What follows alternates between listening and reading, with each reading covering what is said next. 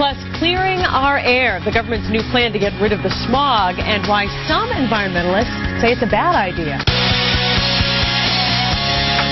Well, tonight the government's making plans to clean up our air, but is it enough, really? Thanks for staying with us. I'm Paula Eben. And I'm Jonathan Elias. The EPA is planning some new rules to cut down on smog. Mish Michael's joining us now. Mish, some environmentalists are already weighing in. They think what the government's plan is doing could actually make things worse. Well, here's the deal. Although the EPA has now made the move to improve the air around us, many scientists believe the government has failed in this case to protect public health. Ozone, a major component of smog, is formed when pollution reacts in sunlight, resulting in poor air quality that can harm lung function and irritate the respiratory system. But a new standard just set forth by the EPA looks to clean up ozone. To date, the legal limit of ozone in our air has been 84 parts per billion. The new number drops it to 75 parts per billion. So under this new standard, expect more of this summer: ozone alert days.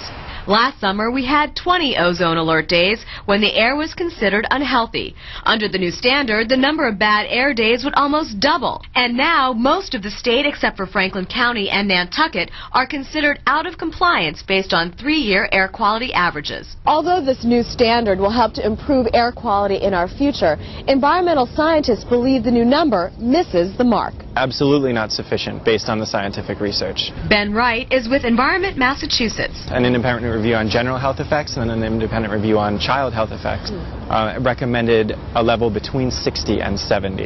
The science is in, and clearly the EPA has not followed those guidelines. This is a typical move by this EPA to listen to big industry and compromise, and the real losers here is the public health. Public health agencies, including the American Lung Association, have also lobbied for 60 parts per billion.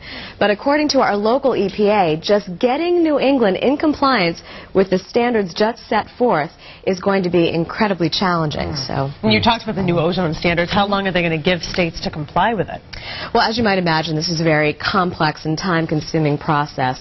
So the time frame is really the next decade. And being that the jet stream, prevailing winds, bring much of the nation's pollution our way, making New England a tailpipe, so to speak, better air quality here really depends on the actions not only taken by industry in Massachusetts, but by states across the country. So a long way to go before we truly have healthier air, and many people want it to be even healthier than what the government expects. No, there's no question. All right, Mish, thanks very much. And we should tell you this, right now there is legislation pending on Beacon Hill aimed at getting local industries to clean up their pollution and implement alternative forms of energy to improve air quality.